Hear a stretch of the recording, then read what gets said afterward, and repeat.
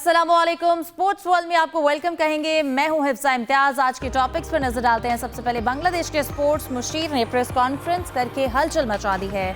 आसिफ नजराल का कहना है कि इन्हें आईसीसी सिक्योरिटी हुकाम ने ईमेल भेजी है। दूसरी तरफ इंडियन मीडिया ने एक बार फिर दावा किया है कि बांग्लादेश के मैचेस किसी सूरत श्रीलंका नहीं जाएंगे और ये कि आईसीसी ने कोई ईमेल नहीं की है। और अब बाज़ाब्ता तौर पर आज मीटिंग भी हुई है बीसीसीआई और आईसीसी के दरमियान आज दोपहर। इसके हवाले से डिटेल्स भी लेंगे।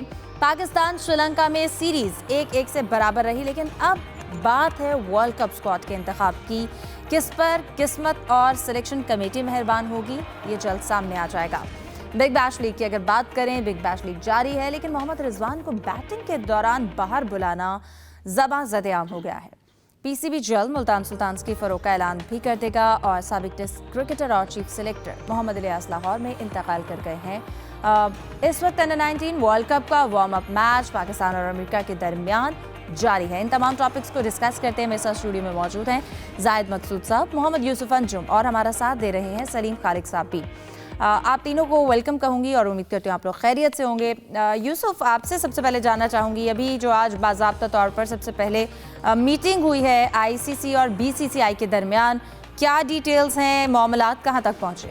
देखिए फिजा, तकरीबन 2 हफ्ते हो चले हैं। ये जो मुतालबा था बांग्लादेश क्रिकेट बोर्ड का कि हमारे जो मैचेस हैं उसको वेन्यू तब्दील किया जाए। हमारी जो टीम है ये भारत में जाकर खेलने के लिए तैयार नहीं है, वहाँ सिक्योरिटी का इशू है।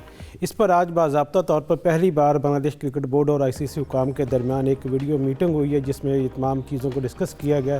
जिसमें एक बार फिर आईसीसी ने अपना पुराना मौक़िफ़ दोहराया है कि आपको पूरी सिक्योरिटी दी जाएगी वहाँ पर, इसलिए आप अपने फ़ैसले पर रिकन्सिडर करें, दोबारा गौर करें और वहाँ जाकर खेलने के लिए अपने आप को तैयार करें। लेकिन दूसरी जानब बांग्लादेश क्रिकेट बोर्ड भी अपने मौक़िफ़ पर डटा हुआ। उसका कहना है कि हमारा एक खिलाड़ी वहाँ पर अगर महफूज नहीं है, उसको सिक्योरिटी की यकीनदानी नहीं करवाई जा सकती, उसको आईपीएल से निकाल दिया, तो फिर ये कैसे हम यकीन करें किसी पर, और ख़ासतौर पर इंडिया में जो हालात है उस पर अपने खिलाड़ी को वहाँ भेजने के लिए। तो इस पर अभी डेडलॉक बरकरार है दोनों के दरमियान। लेकिन इस बात पर इत्तेफाक किया गया कि यह मामला अभी मज़ीद उसको इस पर बातचीत जारी रहेगी और कोई ना कोई दरमियानी हल निकाला जाएगा। आपको याद है कि पाकिस्तान क्रिकेट बोर्ड ने भी ऑफ़र क्या रखी है कि अगर कोई वेन्यूज़ का इशू है, लॉजिस्टिक मसाइल हैं, तो फिर पाकिस्तान के मैचेस भी, पाकिस्तान के मैदान भी हाज़िर हैं इन मैचेस की मेज़बानी के लिए। अब देखना ये कि ये जो आने वाले दिन हैं 4-5 दिन, इनमें क्या फ़ैसला होता है, क्योंकि अब दिन तो बहुत कम रह गए हैं। ये मामला है बहुत अहम है दोनों बोर्ड्स के दरमियान। इस पर यकीनी तौर पर आईसीसी को भी थोड़ा अपना जो मौक़िफ़ उसमें तब्दीली लाना पड़ेगी, क्योंकि जब एक गवर्नमेंट कह देगी कि हमारी जो टीम है वहाँ पर तैयार नहीं है खेलने को, सिक्योरिटी का ख़तरा है, तो उसके लिए फिर आईसीसी के पास कोई जवाब बाकी नहीं रहता कि वो अपना कोई मौक़िफ़ इस पर लागू करने की कोशिश करे।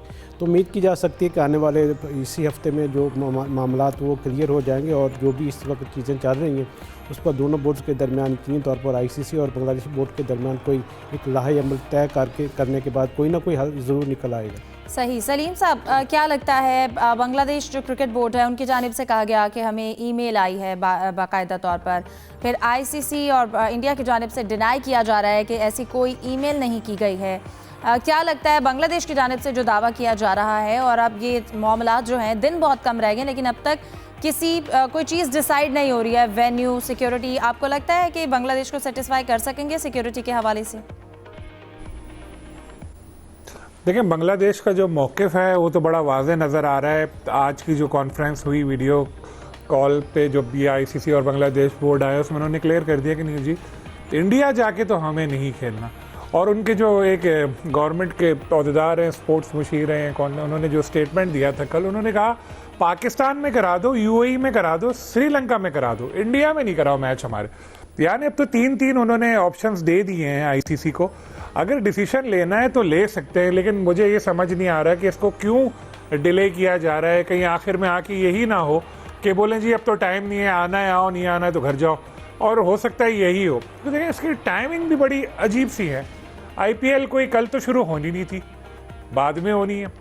आईपीएल से अभी इन्होंने क्यों ऐसा सोचा छोड़ दिया कि जी मुस्तफिजुर रहीम को बाहर करो, बाहर करो, बाहर करो, मुस्तफिजुर रहमान अभी तो होना ही नहीं है, वो तो बाद में होनी है। उस वक्त तुम शोर मचाते, लेकिन अभी सही। और फिर एकदम से बांग्लादेश की तरफ से जब जवाब भी आया तो इनको लगा कि यार हम तो समझ रहे थे इनको ये कैट दबा लेंगे, ये तो सचमुच ही टाइगर निकले। बांग्लादेश तो टाइगर निकला, वो तो डट के खड़ा हो गया। पाकिस्तान तो चलो माशाल्लाह बहुत ताकतवर मुल्क है हर लिहाज से, लेकिन बांग्लादेश इतनी इनकी स्ट्रांग नहीं था, लेकिन वो तो बिल्कुल ऐसे डट के खड़ा होगा, उसने कहा जो हम नहीं खेलेंगे। तो अब थोड़ा थोड़ा एहसास हो रहा है इंडियन क्रिकेट बोर्ड को भी और बीसीसीआई के साथ आईसीसी को भी कि यार ये भाई इनको हम हल्का नहीं समझ सकते, और सारे ऑप्शन तो वो दे रहे हैं। अगर इनको मानना है तो ये मान सकते हैं, लेकिन अगर नहीं मानना तो ये डिले करते रहेंगे, फिर एंड में बोलेंगे नहीं हो सकता। पता नहीं क्यों आईसीसी अपने इवेंट को ख़राब करने पर तुली हुई है। एक तो कल भी मैंने कहा था कि आईसीसी को आइंदा इंडिया को इवेंट देने ही नहीं चाहिए, हर बार गड़बड़ होती है, हमें क्रिकेट एंजॉय नहीं करनी चाहिए, हम एंड तक इसी चक्कर में लगे रहते हैं, ये हो गया, आएंगे नहीं आएंगे, इसके वीज़े का। आप देखें अमेरिका के प्लेयर जो हैं, अली खान, उन्होंने ट्वीट किए कि भाई वीज़ा नहीं दिया इंडिया ने। अरे भाई वो क्या कर लेगा तुम्हारा यार, वो बेचारा एक क्रिकेटर है, सारी दुनिया जानती है उसको। आपको पता है जब कभी कोई टीमें जाके ठहरती हैं किसी मुल्क में, टीमें क्या है, इंडिया में तो सहाफ़ी भी जाके ठहरते हैं तो 50 लोग उन पर नज़र रखते हैं। टीम का खिलाड़ी तो कोई बाहर निकल ही नहीं सकता, कॉलें भी देख रहे होते हैं लोग, वो सुन रहे होते हैं बाहर किससे मिलने जा रहा है क्या, तो वो कौन से किसी से जाके मिलेगा, कुछ करेगा। लेकिन एक मैसेज देना है कि जी हम तो पाकिस्तान से जिसका नाम जुड़ा है उसको हम वीज़ा ही नहीं देंगे। तो ये ऐसी इंतहा पसंदी, ऐसी दुश्मनी, मुस्लिम दुश्मनी, पाकिस्तान दुश्मनी हमने तो नहीं देखी किसी और की। तो ये बिल्कुल क्रिकेट को तबाह कर रहा है इंडियन क्रिकेट बोर्ड, और बदकिस्मती से आईसीसी के सारे ऑफिशियल्स भी इंडियन ही हैं, उनको अपने मुल्क में भी जाना है, वहाँ पे मुस्तकबिल में ही काम करना है, तो वो भी इतने बोल्ड फैसले कर नहीं सकेंगे। वरना इस वक्त तो बड़ा ज़बरदस्त है कि भाई ठीक है, जो इंडिया का मसला है, इंडिया से ही मेज़बानी ले लेते पूरी, कहीं और करवा देंगे टूर्नामेंट, चाहे थोड़ा डिले भी हो जाए, हालांकि डेट्स करनी पड़ेंगी। लेकिन अभी इस वक्त तक तो मुझे लग रहा है कि बांग्लादेश जिस तरह डट गया है, ये मामला दिन ब दिन बड़ा ख़राब होता जा रहा है, और आईसीसी उनका एक उसूली मौक़िफ़ मानने को तैयार नहीं है बांग्लादेश का, जो कि उसे बिल्कुल मानना चाहिए। बिल्कुल जाहिद साहब, आईसीसी को हमने वैसे भी देखा कि इंडिया के मामले में हमेशा वो बाइस्ड रहे हैं, और अभी भी इवेंट जो है वो बहुत ही करीब है, और उसके बाद तक मामला तय ना होना यकीनन आईसीसी की भी साख को नुकसान पहुंचा रहा है, और हमें इस वक्त मैनेजमेंट का बहरान नज़र आ रहा है। फिर जो बांग्लादेश की जानिब से जो ईमेल वो की गई है या नहीं की गई, जो 3 शराइत रखी गई हैं, आपको लगता है कि वो जस्टिफाई है?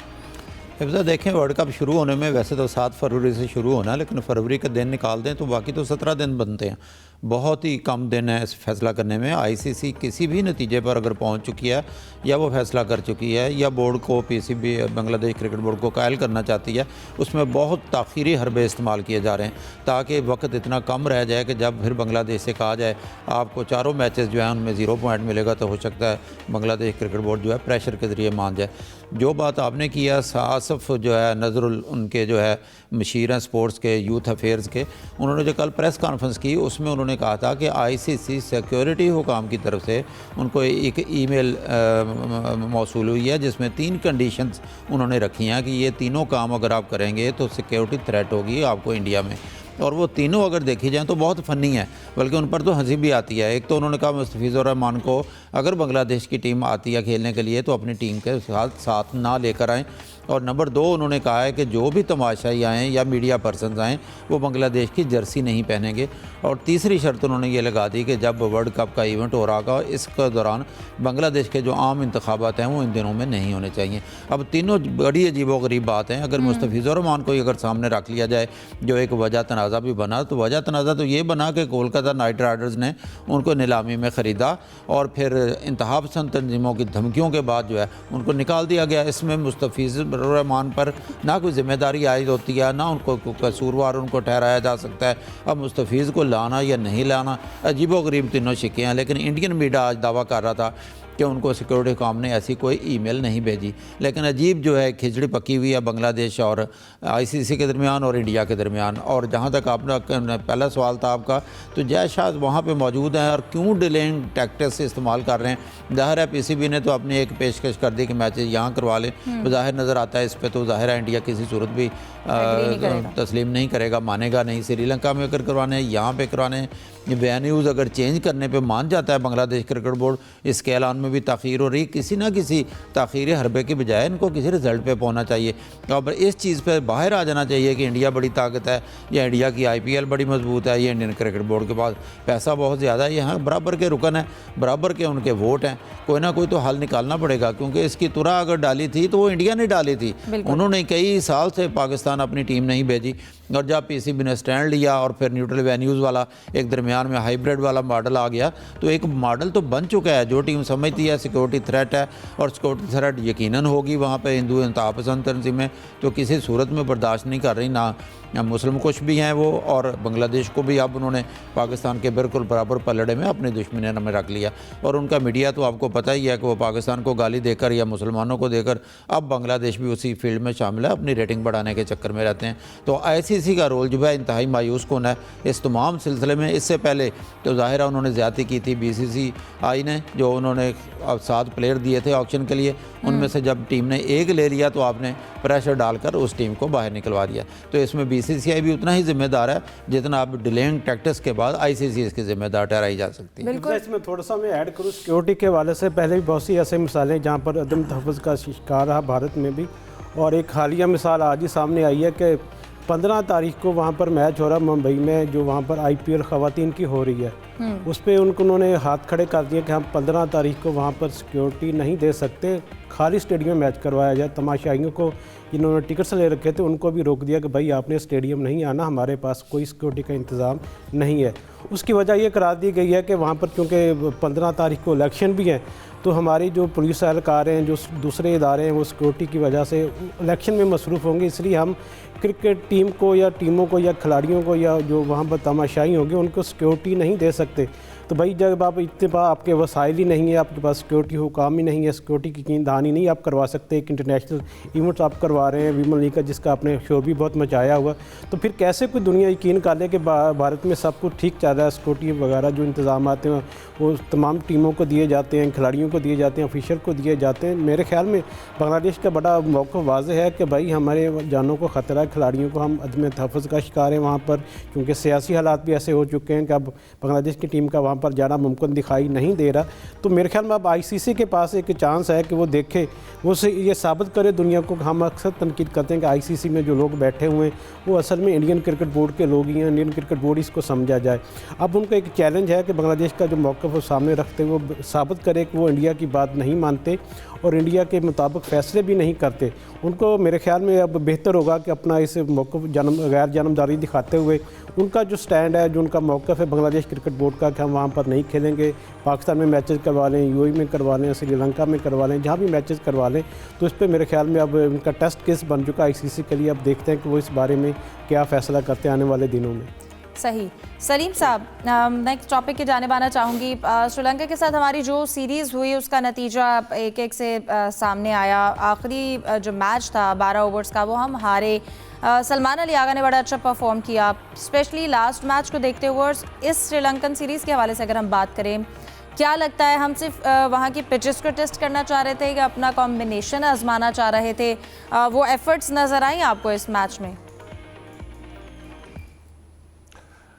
देखिए, वेदर की वजह से ये सीरीज़ बिल्कुल बेरंग रही, और श्रीलंका में हम हमेशा ही बात करते यही मसला रहता है, बारिशें बहुत होती है और मैचेस मुतासर होते हैं। इस सीरीज़ की अगर आप बात करें तो मुझे एक चीज़ पे बड़ी तशवीश हुई, वो थी फील्डिंग। कैचेस हमने काफ़ी ड्रॉप किए, विकेट कीपिंग में भी वैसे भी नज़र आ रहा था कि fielding up to the mark नहीं है। एक इंतहाई इम्पॉर्टेंट इवेंट आने वाला है वर्ल्ड कप, उससे पहले इंतहाई इम्पॉर्टेंट सीरीज़ है आपकी ऑस्ट्रेलिया के ख़िलाफ़। वहाँ पे इस तरह की अगर आप फील्डिंग करेंगे तो कैसे जीतेंगे? लेकिन जो पॉजिटिव चीज़ नज़र आई वो सलमान अली आगा जिस तरह से खेले तीसरे मैच में, बेहतरीन, बहुत ज़बरदस्त उन्होंने बैटिंग की, 45 रन्स। और अमूमन उनको यही कहा जाता है कि हार्ड हिटिंग नहीं कर सकते, T20 के प्लेयर नहीं हैं, लेकिन उस दिन उनकी बैटिंग देख के लग रहा था कि यार ये बंदा ख़ुद को चेंज कर रहा है, एटलीस्ट करने की कोशिश कर रहा है, जिस वजह से कुछ उन्होंने T20 के मखसूस शॉट्स भी खेले जो बिल्कुल चेंज होते हैं, और कोशिश की उन्होंने बहुत, तो मुझे ये चीज़ अच्छी लगी। लेकिन साथ में बॉलर्स ने भी काफ़ी उस दिन मायूस किया था। 12 ओवर में 160 प्लस रन आप बनवा रहे हो, यार क्या हो रहा है? ऐसी कौन सी क्रिकेट आप खेल रहे हो?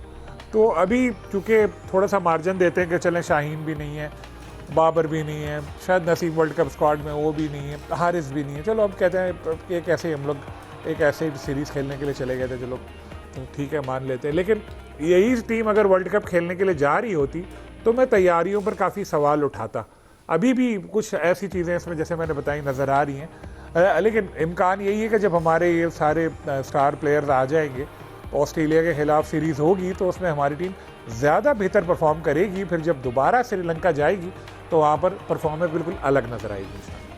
सही। जाहिद साहब, आप क्या कहेंगे? यकीनन ये सीरीज़ हमारे लिए वर्ल्ड कप की तैयारियों के हवाले से बड़ी अहम थी, क्योंकि एक बार उन पिचेस पे प्रैक्टिस भी हो गई, लेकिन आपको लगता है कि जो हमारा वर्ल्ड कप स्क्वाड होगा उसमें बैटिंग ऑर्डर क्या होना चाहिए, सिलेक्शन किस किस तरह से होनी चाहिए, और मज़ीद कितना इंतज़ार करना पड़ेगा स्क्वाड के लिए? देखें, जहाँ तक पाकिस्तान की सीरीज़ का तल्लक है, 3 मैच से ज़ाहिर है दम्बोला में थे तीनों मैच, और इस सीज़न में अगर देखा जाए तो दम्बोला में इतनी बारिशें होती नहीं हैं जितनी हुई हैं, और कम कम चलें दूसरा मैच हो गया जो 12 ओवर्स का था, उसमें क्योंकि अब मैच तो पाकिस्तान हारा, क्लोज हारा, सिर्फ 14 रन से पाकिस्तान हारा, लेकिन सलमान आगा की कप्तानी पे थोड़ा सा इतराज़ भी किया जा रहा है। साबिक टेस्ट क्रिकेटर्स जो है, मैं काफ़ी को सुन रहा था तो उनका अपना एक ख्याल था, क्योंकि ज़ाहिर है पाकिस्तान मैच हार गया, कि क्योंकि जितने ओवर्स कम होते हैं उसमें पहले टीम बैटिंग करने वाली अमूमन ज़रा फ़ायदे में रहती है, उनमें प्रेशर नहीं होता, जिसका सबूत दिया श्रीलंकन क्रिकेटर्स ने, और उन विकेटें गिरने के बावजूद भी उन्होंने एक बड़ा स्कोर बना दिया। फिर ये हैरत अंगेज़ थे कि दोनों मैचेस अगर देखा जाए, दोनों में साइम अयूब को बॉलिंग नहीं दी गई। हालांकि साइम अयूब अगर रैंकिंग भी देख लें तो वो ऑलराउंडर्स में नंबर 1 तक पहुंच गया, वो मोहम्मद नबी वगैरह की जगह, राशिद खान वगैरह की जगह। तो सलमान आगा और इस खुद भी बॉलिंग नहीं की आगा साहब ने, और साइम अयूब को भी बॉलिंग नहीं दी। स्कोर बहुत ज़्यादा बन गया था। जहाँ तक उस रेफरेंस से अब आप वर्ल्ड कप की बात कर रही हैं, तो तकरीबन जो है 14-15 खिलाड़ी तो हर कहना चाहिए जो माहिर है, जो हर सूझबूझ रखता है, उसने 13-14 तो बनाए हुए हैं। ज़्यादातर हमारी इतलात हैं, सिलेक्शन कमेटी गौर करेगी ख्वाजा नाफे पे, उनको लेना है या नहीं लेना, और फिर उस्मान तारक पे। हमें तो ऐसा लगता है कि उस्मान तारक आ जाएंगे, क्योंकि उस्मान तारक को यहाँ चांस भी नहीं दिया गया, उस पर इंडियन मीडिया हाथ धोकर पीछे भी पड़ा हुआ है, और वो ख़तरनाक साबित हो सकते हैं।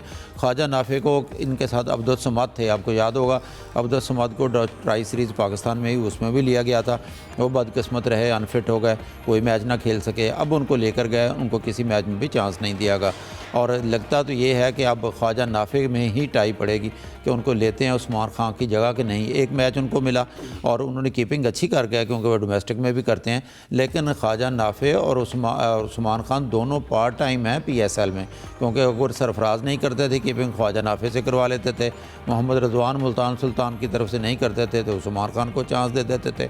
लगता है ऐसा है बहरहाल के शायद ख्वाजा नाफे को रिज़र्व खिलाड़ियों में शामिल किया जाए, लेकिन PCB को अब टीम अनाउंस कर देनी चाहिए, क्योंकि टाइम कम है। ऑस्ट्रेलिया की टीम आ जाएगी, और जाहिर है जो टीम अनाउंस होगी वही टीम जो है ऑस्ट्रेलिया के खिलाफ भी सीरीज़ खेलेगी, और फिर वर्ल्ड कप भी हो सकता है ऑस्ट्रेलिया के खिलाफ सीरीज़ तक जो है शाहीन अफरीदी मुकम्मल तौर पर फिट ना हो, और उनकी फिटनेस मज़ीद थोड़ा सा टाइम लेगी, लेकिन इतलात हैं कि मेगा इवेंट तक जो है वर्ल्ड कप तक वो मुकम्मल फिट हो जाएंगे। सही। यूसुफ, वर्ल्ड कप तक फिट हो जाते हैं, आपको लगता है कि उससे उनके परफॉर्मेंस में, हम शाहीन के परफॉर्मेंस में कोई फ़र्क देख सकते हैं, या वो पहले की तरह ही परफॉर्म करेंगे? और ख्वाजा नाफे को अगर कि जैसे कि जाहिद साहब ने बात की, उनको एक ही मैच मिला, उसके बाद उनको जज करना, उनके साथ ज़्यादती, कितनी बड़ी ज़्यादती होगी? और फिर आपको क्या लगता है जो हमारे सेलेक्टर्स हैं वो किन पोजीशंस को लेके कंफ्यूज दिखाई दे रहे हैं, जो अभी तक चीज़ें डिले में हैं? देखें हिफ्ज़ा, पहले तो शहनशाह अफरीदी के हवाले से अच्छी खबर है कि वो मुकम्मल फ़िट हो गए। उन्होंने बैटिंग भी शुरू कर दी है NCA में, और जो रिहैब है उस पर 100% उन्होंने इत्मीनान का इज़हार किया कि जिस तरह चीज़ों को लेके जा रहे हैं शहनशाह अफरीदी, ये वर्ल्ड कप से पहले ऑस्ट्रेलिया के खिलाफ सीरीज़ भी खेलने के काबिल हो जाएंगे। तो जहाँ तक बात आपने कि ख्वाजा नाफे की, मेरे ख्याल में ख्वाजा नाफे बहुत ही बासलाहियत क्रिकेटर हैं, नौजवान हैं, उनमें टैलेंट है, और वो किसी भी मैच में इतनी तौर पर अच्छा परफॉर्म कर सकते हैं। उन्होंने अपना सबूत भी दिया बैटिंग के दौरान, लेकिन कीपिंग में हमने देखा कि थोड़े से वीक नज़र आए हैं। तो इससे यकीनी तौर पर एक तो बात है तय है कि उनको सिर्फ चेक करना था कि उनमें कितनी एबिलिटी है, किस तरह वो प्रेशर में अपनी परफॉर्मेंस दे सकते हैं। तो मेरे ख्याल में जो सिलेक्शन कमेटी के पास बेहतर ऑप्शन तो उस्मान खान ही है, और उसके साथ साथ साहबजादा फरहान की सूरत में 2 कीपर पाकिस्तानी स्क्वाड का हिस्सा होंगे। ख्वाजा नाफे को उन्होंने चेक ज़रूर किया, लेकिन अभी तक मेरे ख्याल जो मेरी ज़राए कहते हैं वो ये है कि ये रिज़र्व में ज़रूर होंगे, 15 रुकनी स्क्वाड का हिस्सा नहीं बन सकेंगे। पाकिस्तान टीम का जो मसला अभी तक सामने आया वो है डेथ ओवर्स में कंट्रोल करना बॉलर्स के लिए। फास्ट बॉलर जिस तरह उनसे तवक्कुआत हैं वो उस वक्त तक वो परफॉर्म नहीं कर पाए, खुसूसन आखिरी मैच में जिस तरह मोहम्मद वसीम जूनियर की भी पिटाई हुई, राना फ़हीम अशरफ से भी अच्छे रन ज़्यादा हो गए उनकी बॉलिंग पे। तो पाकिस्तान का अगर स्पिन डिपार्टमेंट देखा जाए वो तो उसमें हम कह सकते हैं कि काफ़ी हद तक बैलेंस दिखाई दे रहा है। इब्रार अहमद हैं, शादाब खान हैं, मोहम्मद नवाज़ हैं, उसके साथ उस्मान तारिक होंगे, साहिब अयूबी बॉलिंग करते हैं, सलमान अली आगा की सूरत में भी हमारे पास एक ऑप्शन मौजूद है। फास्ट बॉलर में यकीनी तौर पर सलमान मिर्ज़ा वो तो स्क्वाड का हिस्सा होंगे, शहीन शाह अफरीदी भी होंगे, हारिस रऊफ भी होंगे, लेकिन ये जो खिलाड़ी हैं जिसमें राना फ़हीम अशरफ भी उनकी मामलत के लिए वहाँ पर मौजूद होंगे। मसला वो ये है कि डेथ ओवर में किस तरह बॉलिंग करनी, इस पर थोड़ा इनको काम करना पड़ेगा। और जिस तरह यकीनी तौर पर जो कोच हैं, हेड कोच माइक हैसन, उन्होंने गलतियां नोट भी की होंगी, कुछ फील्डिंग में भी हमारे इश्यूज़ हैं, इन पर भी अभी काम करने की ज़रूरत है। मेरे ख्याल में ये जो ऑस्ट्रेलिया के साथ हमारे मैच होंगे लाहौर में, ये हमारा तयन करेंगे कि हमारी किस कदर तैयारी है। और क्योंकि ऑस्ट्रेलिया की बड़ी टीम, इसके अलावा अच्छी परफॉर्मेंस देना होम ग्राउंड पर पाकिस्तान को इसका एडवांटेज हो सकता है वर्ल्ड कप से पहले। सही। सलीम साहब, मैं आपकी जानिब आना चाहूँगी। बिग बैश के इस वक्त मैचेस जारी हैं, लीग मैचेस, और अभी मोहम्मद रिजवान का जो इशू है वो इस वक्त बड़ा हॉट इशू बना हुआ है। उसके हवाले से क्या कहेंगे? ऐसे मैच के दौरान कप्तान की जानिब से खिलाड़ी को बाहर बुलाना, जिस भी रीज़न की वजह से, आप क्या समझते हैं ये ऐसे बड़े खिलाड़ी के लिए कितनी ज़्यादती है? बाहर हल्के हैं, इस पर तनकीद भी कर रहे हैं, आपकी इस पर क्या राय है? ऐसा मुझे भी बहुत बुरा लगा। बीइंग अ पाकिस्तानी मुझे ये थोड़ी डिसरिस्पेक्ट लगी कि हमारा इतना बड़ा प्लेयर और उसको इस तरह से वापस बुला लिया गया। लेकिन अगर आप मुझसे सच पूछें कि एक ऐसी फ्रेंचाइज दूसरे मुल्क की जो आपको लाखों करोड़ों रुपए दे के बुला रही है, वो फिर इसी तरह करती है। उनकी एक्सपेक्टेशन आपसे बहुत हाई होती है। मुझे लग रहा है कि कुछ प्लेयर्स की, सब ने देखा परफॉर्मेंस ऐसी रही। बाबर ने एक आध 250 बनाई गालिबन, वो कर चुके, लेकिन उनकी परफॉर्मेंस फिर भी थोड़ी बेहतर है। रिजवान से खेला नहीं गया, पूरे सीज़न में वो स्ट्रगल कर रहे थे, यहाँ भी उनसे हिटिंग हो नहीं रही थी। तो जाहिर है वो जो टीम है वो तो पहले अपना देखेगी ना। पाकिस्तान टीम में तो चल जाता था, बाबर रिजवान काफ़ी अरसे तक रहा कि 17-18 ओवर ये दोनों ही खेल जाते थे, बाकी फिर बैठे रहते थे, फिर कहा हमारा मिडल ऑर्डर नहीं है। बाहर वाले थोड़ी ये देखेंगे, उनको थोड़ी ये है कि वो सोशल मीडिया पर कैंपेन शुरू कर दें आप इनके कप्तान के खिलाफ, उसको क्या फ़र्क पड़ेगा। यहाँ तो शुरू हो जाते थे लोग जो चाहने वाले थे उनके। तो ये एक चीज़ थी, शायद थोड़ी गलती हो गई कि बाबर और रिजवान ज़्यादातर इस सीज़न में बांग्लादेश लीग खेल रहे होते थे, यहाँ भी बहुत अच्छे इनको पैसे मिलते थे, और यहाँ पर मगर पिचेस और बॉलिंग ऐसी थी कि आराम से चल जाता था, सेंचुरियाँ भी बन रही होती थी, स्ट्राइक रेट भी अच्छा होता था, रिकॉर्ड बन रहे होते थे।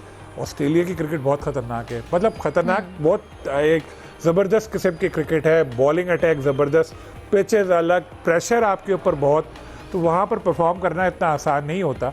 बाबर भी अभी तक अगर आप देखें, मैं फिर दोहरा रहा हूँ, 30-40% अपनी सलाहियतों के मुताबिक परफॉर्म कर पाए हैं। बदकिस्मती से रिजवान वैसा नहीं कर पाए, इसलिए प्रोफेशनली उन्होंने जो कैप्टन ने बेहतर समझा वही डिसीजन लिया, क्योंकि वो खुद भी आउट हो गए। लेकिन अगले साल बिग बैश में जाने से पहले हमारे खिलाड़ियों को ज़रा थोड़ा सोचना पड़ेगा कि ये ठीक है या बांग्लादेश लीग ठीक है, या फिर पहले अपना स्टाइल चेंज करें खेल का, जो कि मुझे लग रहा है कुछ प्लेयर्स के पास शायद अभी इतना टाइम नहीं है कि अब आके अपना गेम वो ऐसा चेंज कर सकेंगे। शायद इसीलिए T20 टीम से रिजवान को बाहर किया गया था। लेकिन मैं फिर वो बात दोहराऊंगा, बीइंग अ पाकिस्तानी मुझे बिल्कुल भी अच्छा नहीं लगा कि मेरा एक हम वतन इतना बड़ा प्लेयर है और उसको वो इशारा करके कह रहा है आजा पायन वापस आजा। ये डिसरिस्पेक्टफुल था। अपने बाकी दोनों एक्सपर्ट्स, उनसे भी इसके हवाले से राय लेंगे। एक ब्रेक के बाद हमारे साथ रहिए।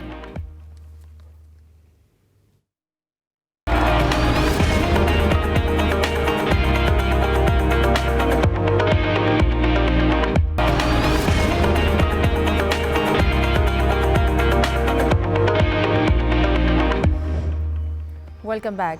जाहिद साहब, आपसे जानना चाहेंगे, ब्रेक पर जाने से पहले हम रिजवान का इशू डिस्कस कर रहे थे। कैप्टन की जानिब से इस तरह से बुलाना और बाद में वो खुद एक रन पर आउट हो गए, आपको क्या लगता है ये फैसला उनकी जानिब से कितना दुरुस्त और किसी खिलाड़ी के साथ इस तरह किया जाना बेहतर है? देखें, हिफ्ज़ा उनकी टीम के जो कैप्टन है ना, वो हैं विल सुदरलैंड। ये जेम्स सुदरलैंड जो पहले चीफ एग्जीक्यूटिव रहे हैं ऑस्ट्रेलियन क्रिकेट के, उससे पहले ये जनरल मैनेजर भी रहे थे, उनके बेटे हैं। वो खुद फर्स्ट क्लास क्रिकेट खेलते रहे। और उनके भी इंफॉर्मेशन के लिए बताऊं कि एक ज़माने में क्रिकेट ऑस्ट्रेलिया के साथ वेजेस का उनकी का तनाज़ा भी शुरू हुआ था उनके मुआवजे का।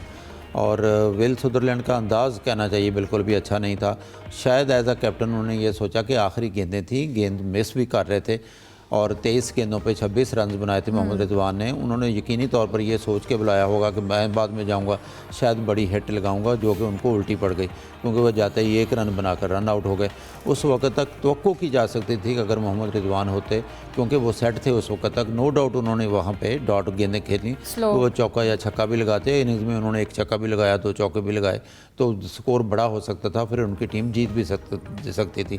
लेकिन जिस अंदाज में उन्होंने इशारा किया, बाहर बुलाया, इसने बहुत सी चेमगोइयों को जन्म दिया और बहुत कहना चाहिए तनकीद भी हुई है। लेकिन दूसरी तरफ अगर बॉर्डर पार देखा जाए, जो इंडियन मीडिया है वो इसका अच्छा खासा मजाक उड़ाने पर भी तुला हुआ है कि साबिक कप्तान है मोहम्मद रिजवान, एक ज़माने में T20 में नंबर 1 पर भी रह चुके हैं और उनके साथ देखें क्या सलूक हुआ, उनसे खेला नहीं जा रहा।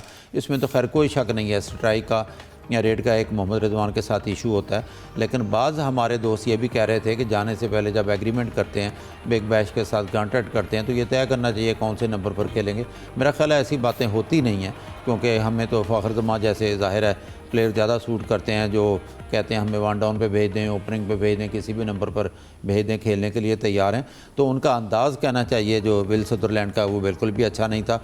और जो इस मौके पे उन्होंने ये कोशिश की कि इनको बाहर बुला लिया जाए क्योंकि डॉट गेंदें खेल रहे हैं, तो शायद वो 2-4 चौके छक्के लगा के स्कोर को 200 तक पहुंचा दें, उसमें वो बुरी तरह नाकाम हो गए। तो ये कहना चाहिए एक अफसोसनाक अंदाज़ था उनका, और ज़ाहिर साबिक कैप्टन भी थे, तो इनका कोई अच्छा नहीं लगा बहसीत पाकिस्तानी कहना चाहिए या बहसीत क्रिकेट के एक शायक की हैसियत से। सही। यूसुफ, आपकी जानिब आना चाहूँगी। अगर हम PSL को थोड़ा सा डिस्कस करें, PSL की बिड हुई, बड़ी शानदार हुई और लोगों ने इसको बड़ा अच्छा डिस्कस किया। मुल्तान सुल्तान्स के हवाले से पहले ये फैसला किया जाता है कि वो PCB उसको मैनेज करेगा, उनके पास रहेगी। फिर अब जब एक ऑक्शन कंप्लीट हुई है, अब ये कहा जा रहा है कि मुल्तान सुल्तान्स की नीलामी के हवाले से भी कुछ दिन में डेट सामने आएंगी और फिर अगेन अली तरीन इसके हल करार पाए हैं। ये मामला क्या है, अब क्यों फ़रोख्त करना चाह रहा है मुल्तान सुल्तान? देखें हिफ्ज़ा, पैसे आते किससे बुरे लगते हैं। तो पहले पाकिस्तान क्रिकेट बोर्ड ने सोचा था कि हम अपने खर्चे से टीम को चलाएंगे। अब चूँकि एक 85 की बोली एक उनको मिल गई, एक 76 की मिल गई, तो अरबों रुपए उनके पास आना शुरू हो गए। तब इसलिए उन्होंने सोचा कि अब बेहतर वक्त है कि लोग इंटरेस्ट भी ले रहे हैं, बिडर्स भी हमारे पास हैं, तो क्यों ना मुल्तान सुल्तान का भी ये लगते याद ये कांटा निकाल ही दिया जाए। तो इसलिए अब उसको ऑक्शन करने का फ़ैसला किया गया है। आज या कल में उसका इश्तिहार भी आ जाएगा, जिसके बाद प्रॉपर जो पेपरा रूल्स के तहत एक फिजिबिलिटी बनती है वो सारी वादे ज़रूरत पूरे हो जाएंगे। तो मेरे ख्याल में अच्छी बात है कि चलो एक बिडर को एक और मौका मिला है और उसमें अली तरीन के लिए भी चैलेंज होगा। पहले तो उन्होंने ऐन वक्त पर विड्रॉ किया था, जो भाई मैं साउथ पंजाब की टीम को मैं इंटरेस्ट लूँगा, इसमें टीमों में मुझे दिलचस्पी नहीं है। तो अब अली तरीन के साथ और भी बहुत सारे दावेदार हैं जिनके पास पैसा भी है और वो उस टीम को लेने के लिए यकीनी तौर पर मैदान में भी आएंगे। तो इसकी भी यकीनी तौर पर एक 2 अरब के करीब तो बोली मेरे ख्याल में जाएगी। और इसकी जो हतमी तारीख कब अनाउंस होगी ये आने वाले दिनों में, क्योंकि जुमरात को मीटिंग इनकी हो रही है पाकिस्तान सुपर लीग की गवर्नर काउंसिल की, जिसमें जो नए उम्मीदवार बने हैं, मालिक बने हैं टीमों के, हैदराबाद और सुल्तान के और सियालकोट के, वो भी उसका हिस्सा होंगे। इसमें बहुत से अहम दीगर फैसले भी किए जाएंगे। ड्राफ्टिंग के बारे में तारीख तय होनी है, ये भी तय होना है कि ऑक्शन में जाया जाए या साइनिंग से जो कहा जा रहा है प्लेयर्स की साइनिंग भी पहले करवा ली जाए। तो ये सारी चीज़ें वहाँ पे डिस्कस होंगी, जिसके बाद ये फैसला होगा कि हतमी जो फैसले हैं वो सामने आएंगे। सही। सलीम साहब, आपको क्या लगता है ये वाकई में फैसला किसी माली मजबूरी के तहत किया गया है या कोई बिजनेस स्ट्रैटेजी है? इससे PSL के स्ट्रक्चर पे क्या फ़र्क पड़ सकता है? देखिए, पैसा मेन चीज़ तो जैसे यूसुफ अंजुम साहब ने फरमाया कि पैसा, और इस वक्त चूँकि एक माहौल बन चुका है PSL का कि हम देख रहे थे कि अगर एक आध पार्टी और थोड़ी हिम्मत दिखाती तो 200 करोड़ तक भी बात जा सकती थी। 185 तक तो मामला जा चुका है। अब जो नई टीम है उसको PSL की PCB को अगर बेचना होगा तो 185 प्लस तो जाना होगा, यानी 2 अरब तक भी जा सकती है वो टीम। तो अब पैसा आ रहा है, अभी जो माहौल बना हुआ है उसको बिल्कुल कैश कराना चाहिए। तो PCB ने सही डिसीजन लिया है। लेकिन मुझे लग रहा है कि अली तरीन अब आएंगे और बड़े सीरियस होकर आएंगे, और क्या पता टीम दोबारा ले लें। वो इसकी क्लिप बना के रख लीजिएगा आप, क्योंकि मुझे लग रहा है ऐसा कि शायद क्योंकि जो नई टीमें हैं तो अब ज़्यादा महंगी नहीं खरीदेंगे हो रही जो उनके मुझे मेरा भी यही ख्याल है। ये चीज़ तो मुझे भी समझ नहीं आ रही थी कि 1 अरब 8 करोड़ की टीम बेची बंदे ने, अब 2 की कैसे खरीदेगा जो उसको 140 में मिल जाती। लेकिन जो मैंने सुना है कुछ ऐसी चीज़ें हैं जैसे कि PSL की जो नई टीमें हैं 2, उनको एक PCB ने यकीन दहानी कराई है कि सेंट्रल पूल से 85 करोड़ तो मिलेंगे ही मिलेंगे। शायद इस तरह की कोई और एक आध बात भी नई टीमों के लिए कोई कही गई है जो कॉन्ट्रैक्ट में नहीं है, लेकिन शायद उनको वर्बली बोला हो या कुछ हो, तो शायद अली को उसकी सुनगुन लगी हो, उन्होंने सोचा हो कि यार इस तरह एज अ न्यू ऑनर आता हूँ तो मेरा जो नुकसान हुआ था या जो भी था थोड़ा कम हो जाएगा, कुछ ना कुछ है। वैसे एक बात और मैं बता दूं, अली तरीन जिस फैमिली से ताल्लुक़ रखते हैं उसके लिए पैसा इतनी बड़ी चीज़ नहीं है। अगर वो ज़िद पर आ गए तो 300 करोड़ में भी टीम खरीद लेंगे, उनके पास तो इतना पैसा है, छोटे मोटे मुल्क का तो वो पूरा बजट चला सकते हैं, बहुत पैसा है उनके पास। लेकिन अना वाली बात अगर अब आई और अब्बू ने उनको कहा कि अब्बू ने कहा जा बेटा जी ले अपनी ज़िंदगी, तो फिर हो सकता है। लेकिन जो भी हो उस सब का फ़ायदा होगा पाकिस्तान क्रिकेट को, पाकिस्तान क्रिकेट बोर्ड को। मैं तो कहता हूँ 200 करोड़ से भी ज़्यादा जाए तो अच्छा एक बेंचमार्क साइट हो जाएगा। अच्छा है, अगर उन्हें समझ नहीं आ रही वो पैसा कहाँ लगाए तो टीम ही खरीद लें इस पर। जाहिद साहब, मैं आपकी जानिब आना चाहती हूँ। आज हमने अपने इंट्रो में एक यकीनन अफसोसनाक खबर थी, मोहम्मद इलियास खालिक हकीकी से जा मिले, इन्हें लाहौर में सुपुर्द खाक किया गया है। आपसे जानना चाहेंगे, चीफ सिलेक्टर भी रहे, यकीनन ये एक बहुत सुनहरा दौर था, बाब था जो ख़त्म हुआ, आप क्या कहेंगे? देखिए, मोहम्मद इलियास जो है ना, हर दिल अजीज़ शख्सियत थे। आखिरी दिनों में उनको जिगर का कैंसर था, अपील भी करते रहे पीसीबी से, मीडिया भी करता रहा, वो भी करते रहे। और ये बताऊं कि ना सिर्फ इन्होंने टेस्ट क्रिकेट खेली, इब्तदाई टीमों में शामिल थे, बल्कि इस एज ग्रुप में जितने भी टेस्ट क्रिकेटर हैं बहुत कम ऐसे हैं जो फील्ड में एक्टिव हों। मोहम्मद इलियास जो है जब तक हॉस्पिटल नहीं गए वो फील्ड में आते रहे, पीसीबी में आते रहे, मीडिया हाउस में हमारा जो ऑफिस है जाल का वहाँ पे आते थे, सबके साथ उनकी गपशप होती रही। ना सिर्फ चेयरमैन चीफ सेलेक्टर रहे कौमी क्रिकेट कमेटी के, बल्कि विमेन जो सिलेक्शन कमेटी थी उसके भी चीफ रहे, जूनियर सिलेक्शन कमेटी के भी वो सरबराह रहे। तो हर दिल अजीज़ शख्सियत थे। कल उनकी जब डेथ हुई है तो शाम को नमाज जनाजा थी, जिसमें सोगवारों में हम भी शामिल थे, मैं और यूसुफ ने भी नमाज जनाजा अदा की। मिसबाउल हक थे जो सबक टेस्ट क्रिकेटर्स में नुमाया जो वहाँ पे आए, और पिछले दौर के, क्योंकि ज़्यादातर क्रिकेट बोर्ड के मुलाजमीन अब यहाँ भी नहीं है, जाकर खान, साकिब इरफान सब ने शिरकत की। इंतहाई अफसोसनाक खबर थी मोहम्मद इलियास की डेथ होना। इमरान फरद के सबक ससुर भी थे, लेकिन बड़ी हर दिल अज़ीज़ शख्सियत थे और जिंदा दिल शख्सियत थे। हम यहाँ एक्सप्रेस के न्यूज़ रूम में, हमारे यहाँ ऑफिस में भी कई दफ़ा आ चुके थे वो अपनी राय देने के लिए। बिल्कुल। यूसुफ, जाते जाते आपसे जानना चाहूँगी, वर्ल्ड कप अंडर 19 15 जनवरी से खेला जाएगा। अभी पाकिस्तान और अमेरिका के दरमियान मैच जारी है, कैसी तैयारी देख रहे हैं हमारी टीम की? देखिए, तैयारी तो बहुत अच्छी लग रही है पाकिस्तान की, क्योंकि जिस तरह हमारे यंगस्टर हैं, समीर है, हुज़ैफ़ा है, ये सारे अच्छे परफॉर्म कर रहे हैं, बॉलर्स भी उनकी परफॉर्मेंस भी अच्छी जा रही है। तो मुझे लगता है कि इस बार जो वर्ल्ड कप होगा इस पर पाकिस्तान की टीम फाइनल तक तो ज़रूर रसाई पाएगी।